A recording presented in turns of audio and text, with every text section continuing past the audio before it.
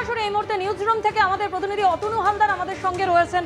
অতনু, 19 তারিখ রাতে এই সর্বরী মুখোপাধ্যায়ের মুখেই একেবারে হুমকি শোনা গিয়েছিল, গতকালের বক্তব্য আমরা শুনেছি, আর আজকে একেবারে শান্তিপূর্ণ আন্দোলনের কথা বলছেন।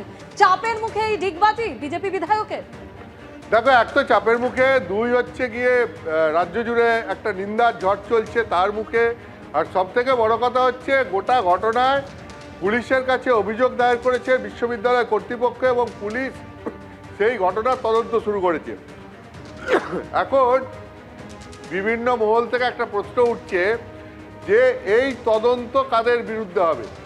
যারা ওই দিনকে রাতে বিশ্ববিদ্যালয়ের মধ্যে ঢুকে ভাঙচুর চালিয়েছে, সেখানে তাণ্ডব চালিয়েছে, শুধু তাদের বিরুদ্ধে হবে, নাকি তাদেরকে পেছন থেকে যারা উস্কানি দিয়েছে তাদেরকেও এই তদন্তের আওতায় নিয়ে আসা হবে? এখন এই জায়গাটাতে যার নাম উঠছে সেটা হচ্ছে যাদবপুরের বিজেপি বিধায়ক সর্বরী মুখোপাধ্যায়ের বিরুদ্ধে অভিযোগ উঠছে। অভিযোগটা কি? বিভিন্ন মহল থেকে এই অভিযোগ করা হচ্ছে যে যাদবপুরের বিধায়ক সর্বরী মুখোপাধ্যায় তিনি ঘটনার দিন রাত্রে পরপর দুটি তার বয়ান সামনে এসছে। একটা বয়ানে তিনি বলছেন তিনি যাদবপুর বিশ্ববিদ্যালয়ের মধ্যে হস্টেলে ঢুকবেন,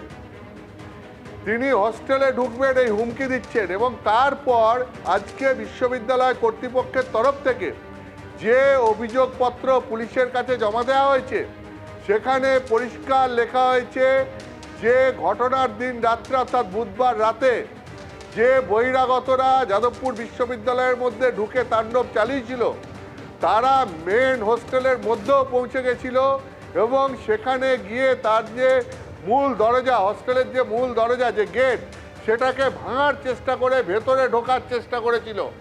অর্থাৎ একদিকে বিজেপি বিধায়ক সর্বরী মুখোপাধ্যায় বলছেন যে প্রয়োজনে তারা হোস্টেলে ঢুকবেন, আর অন্যদিকে অভিযোগপত্রে লেখা হচ্ছে যে ওই দিন রাত্রে হোস্টেলে ঢোকার চেষ্টা হয়েছিল।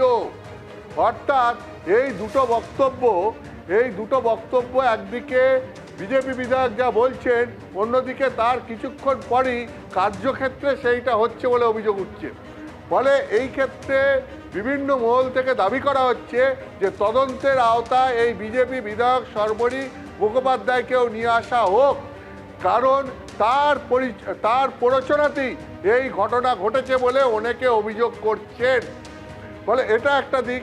দ্বিতীয়ত হচ্ছে আমরা দেখছি যে সর্বরী মুখোপাধ্যায় তার একটা বক্তব্যে বলছেন যে তাণ্ডব হবে, এবং তার এই বক্তব্যের কয়েক ঘন্টার মধ্যেই দেখা যাচ্ছে যাদবপুর বিশ্ববিদ্যালয়ের মধ্যে সেই তাণ্ডব হচ্ছে। এখন সেই ক্ষেত্রেও বিভিন্ন মহল থেকে অভিযোগ করা হচ্ছে যে সর্বরী মুখোপাধ্যায় বিজেপি বিধায়ক তার এই মন্তব্যের পরেই এই তাণ্ডবের ঘটনা ঘটেছে।